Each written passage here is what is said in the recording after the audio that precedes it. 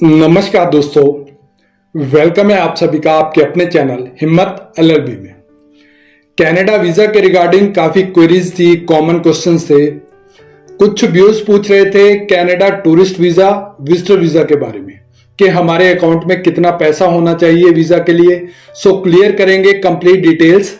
चलिए शुरू करते हैं। सबसे पहले आपको बता दें कि टूरिस्ट या विजिटर वीजा के लिए कोई भी कंट्री जो है बैंक स्टेटमेंट या फाइनेंशियल डॉक्यूमेंट्स की रिक्वायरमेंट रखती क्यों है, इसका रीजन क्या है।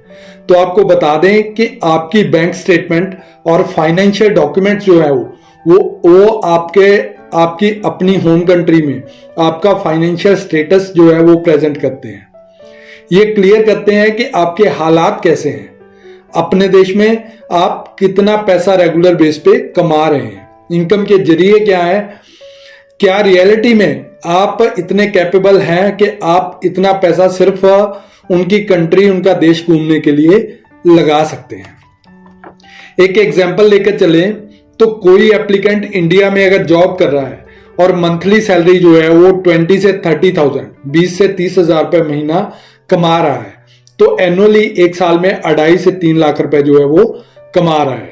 वो अगर कनाडा का वीजा अप्लाई करेगा, स्पेशली टूरिस्ट या विजिटर वीजा, तो वो वीजा रिफ्यूज होगा ही होगा, वीजा नहीं लगेगा, रिजेक्ट होगा। इसका रीजन क्या है? इसका रीजन ये है कि कोई पर्सन जो पूरे साल में 2 से 3 लाख रुपए कमा रहा है, वो सिर्फ 15 से 20 दिन की विजिट के लिए अपने पूरे साल की कमाई कैसे लगा सकता है। प्रैक्टिकली सोच के चलिए, आप सोच के देखिए अपने ऊपर कि आप भी जो कमा रहे हैं, जो अर्न कर रहे हैं, क्या आप अपने पूरे साल की कमाई जो है वो 15 से 20 दिन में उड़ा सकते हैं?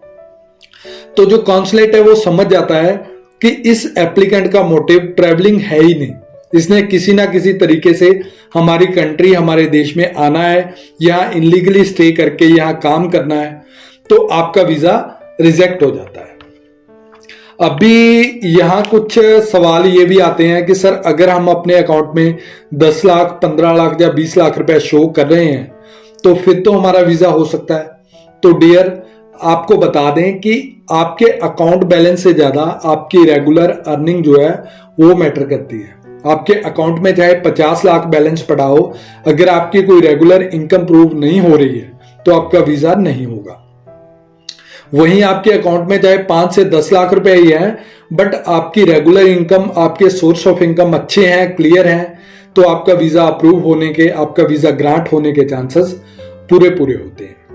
अगर आपकी प्रोफाइल अच्छी है, आपकी एनुअली इनकम 8 लाख से लेके 15 लाख के बीच भी है, तो आपका पर्पस ऑफ विजिट भी साथ में क्लियर है, अच्छे से प्रूव हो रहा है, आपकी पहले भी ट्रैवल हिस्ट्री है, तो वीजा होने के चांसेस पूरे बन जाते हैं। सो अकाउंट बैलेंस जो है वो अकाउंट में बैलेंस होने की वजह से, अगर आप पे जो है सोर्स ऑफ इनकम जो है वो प्रॉपर क्लियर करने पे आप ध्यान देंगे, तो कोई भी कंट्री आपको इजीली वीजा ग्रांट करेगी।